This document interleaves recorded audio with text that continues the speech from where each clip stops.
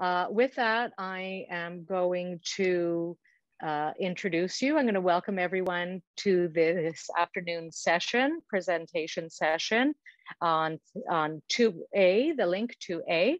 And our first speakers that are going to be talking are Noah Kahn and Zoe Kourtis, and also Saskia van Viegen is a part of this research. And the title is Reflecting Diversity in Multilingual Assessment. So the floor is yours. Thank you, Stephanie. So my name is Zoe Kourtis, and I'm a master's student at York University in the Applied Linguistics stream. And we are here on behalf of our research, and Saskia van Viegen could not be here because she is teaching one of our classes. And I'm Noah Kahn. I'm a master's student in education at York University, and I'm in my first year.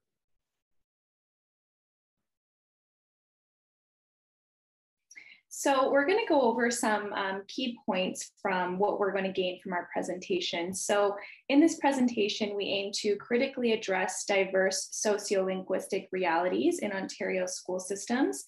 We aim to challenge linguistic hierarchies that are currently existing, and also to promote critical dialogue surrounding marginalizing monolinguistic practices. So just a general overview and a table of contents. We'll start off with our literature review. We will then go into empirical context of the study. Then we will talk about our analysis and results, and we will end off with our implications and future suggestions. So broadly, we are focusing on three key questions as we go throughout the literature review. The first question being, what is multilingual assessment in education? What does it do? And how might we transition from monolingual to multilingual approaches? So what is multilingual assessment in education exactly? As defined, it is assessments which recognize the rich linguistic resources of bi- and multilingual students, providing them with an opportunity to demonstrate academic knowledge and literacy skills, drawing on their whole linguistic repertoire. And what does it do? So if you take notice to the studies here, they're all relatively recent in the last 10 years or so. And that is because multilingual assessment is it is not defined by one definition. So as the research has continued in the field, we are discovering new definitions, and it is an ongoing finding. So what does it do? It contributes to better performances and more accurately reflects knowledge of multilingual students. It portrays multilingual users from a position of strength in terms of their repertoire of languages. It also, multilingual practices into the classroom can improve the long-term educational achievements of minority students. It allows educators to make a more appropriate inference about a student's teaching and learning needs. It provides multilingual accommodations on tests and assessments. And how are we exactly moving from monolingual to multilingual approaches? So we have our Ontario Steps to English Proficiency Framework.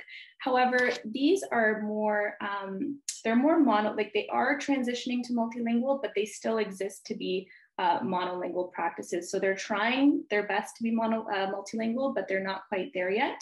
And currently there is also the Common European Framework of Reference, which is known as the CEFR. So these are just preliminary steps into what we are currently looking at for the future. All right, so I'm going to take us into the empirical context for our study. So essentially right now, we're in the first phase of a multi-year exploratory mixed method study, which is quite a mouthful. But what we're doing is right now is we're surveying educators and administrators in quite a large urban school district in Ontario. And in terms of specifics, we've got a total of 23 key stakeholders, including teachers, principals, and system leaders inclusively. So here's the broad timeline of the study just to get a picture of what we're looking at here. So we started with our conception, which was essentially, hey, the sociolinguistic realities of a diverse province like Ontario are not being reflected in the way that we're assessing these students. And so it's kind of a three-part structure in the middle where we're currently at number 2, which is our stakeholder survey and focus groups, which have yet to happen on the focus group side. And then there'll be case studies where there'll be 4, I guess, more in-depth case studies at schools in Ontario, and then analysis, more analysis, and synthesis. And then I guess our last step would be knowledge mobilization, which ironically we are at currently right now as well.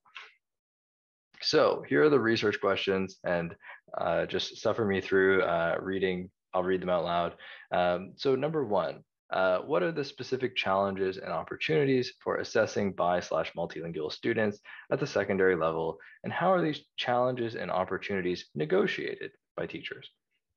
And number 2, whether and how can teachers incorporate multilingual resources in language and curriculum assessment tasks at the secondary level, and how does the use of these resources affect bi/multilingual students' performance on these tasks? So the juicy bits, analysis and results. In our thematic analysis, we found that educators focused on 4 main key areas, and they all kind of come together to create quite a nice narrative. So the first one is accommodation, so focusing on accommodating ELLs, or those identified as ELLs. Number 2 is clarity, so focusing on making things clear in terms of assessment, making sure things are straightforward, clear, that kind of thing. And then what type of assessment strategies? We found a heavy reliance on conventional assessment. So you're looking at, tests, exams, projects of the conventional kind, that kind of thing. And number 4, which was interesting to us, was also that there was a desire for increased student agency. That they saw student agency as a very important piece in regards to ELLs, and so we'll see how that all plays out in a bit. But I'll talk about our analysis first. So I guess there was a little 3-part structure to this as well. So first, qualitative responses were analyzed inductively to identify key themes, patterns, develop a code set for our analysis. And then using that code set subsequently, data were coded deductively using NVivo 12 by 2 different members for increased reliability. And then the data were analyzed in depth to elicit significant findings, which are here. So the results of what we have to share, these are the 4 key topics that I had mentioned earlier. So about 20% of the code share, which is identified as the percentage of all of the pieces of the responses we coded, there was a heavy focus on accommodating students identified as ELLs. Clarity, as I had mentioned before, was also an important thing. And then the conventional assessments were what they were referring to in terms of that they had these assessment tools that I guess they needed to be fixed in a sense by using accommodation and throwing accommodation at conventional assessment strategies in order to try to address the sociolinguistic realities. So you can kind of see that educators are already engaged in this work of trying to address the ways in which conventional assessment models are not working, and they constantly refer to this in their speech about accommodation. And then lastly, this desire for pedagogical tools to allow greater student agency. They felt constricted, that there weren't tools that they had that allowed students to be agents of their own learning. So I guess as a little tie for all of this to get put together, participants, they relied on conventional assessments that were rooted in a monolingual practice. However, there's evidence of shifting attitudes, beliefs, and approaches. And so, drawing this forward, which is always important, we looked at implications and suggestions for education and educators. So there's another nice tripartite structure for the implications, which were space, desire, and foundation for change, which I'll get into in a bit, and then also critical suggestions, which were assessment bridging, framing the construct of multilingualism in assessment, which is kind of broad, but I mean framing it through educators' needs, which we'll also get into. And then lastly, making sure that there's a student-centered focus in our multilingual assessment constructs. So to look at the implications for education, I tried to put it into a clean format of problem and solution. So the problem that we're finding in the data is that the conventional assessment models don't reflect current sociolinguistic realities, and that participants are heavily relying on them, but do have the desire and critical foundation for change.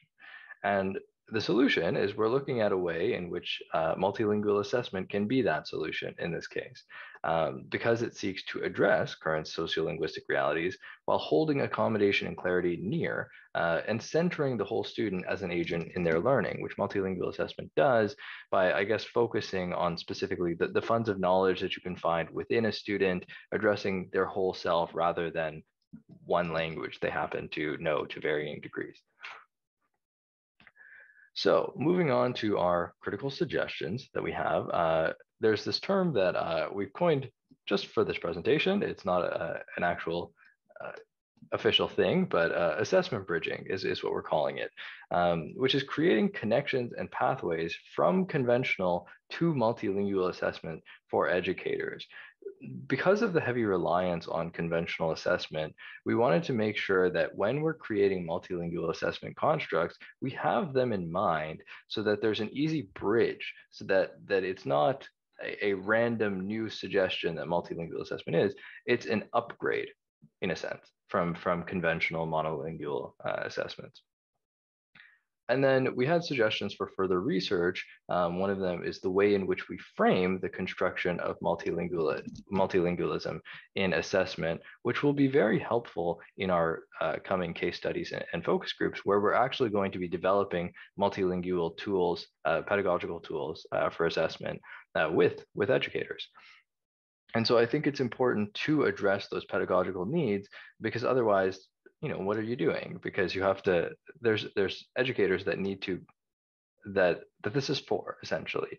And then going further, who are we assessing? Students.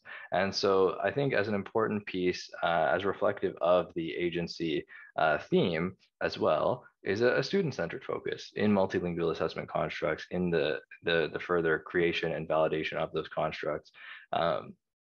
Placing students at the center of these constructs as active agents in their learning is very important. So on the left here, you can see that there are kind of two, I guess, touchstones to these suggestions, which are meaningfully connecting to educators and putting students first. And that's, I guess, what we are suggesting as a result of our data for multilingual assessment research. In conclusion, if we looked at the literature, as we did earlier on, we saw that multilingual assessment allows for the usage of full linguistic repertoires and has implementation precedents that we can build upon, which is very important. And in terms of the context, so what we're looking at, we're currently in the first phase of our research, key stakeholder survey, and it's providing guidance for the next coming years of our study and for other research that others might want to engage in. And as for the results, what we recognized were that participants relied on conventional assessments, but they held principles that aligned with multilingual assessment constructs, student agency, accommodation, clarity, that kind of thing. And looking forward, what we want is to put students first by critically building multilingual assessment with educators as a solution for change. And with that, that's all we've got. Here are some of our references. If you ever want to check any of these out, feel free to email me, and I'd be happy to send these your way. And you can do that with this. We've got my email, noakon@my.yorku.ca. Zoe is here, Saskia is here, and just message me on Zoom or whatever if you need any of this information. So that's all we've got. And if you have any questions, now is the time to ask.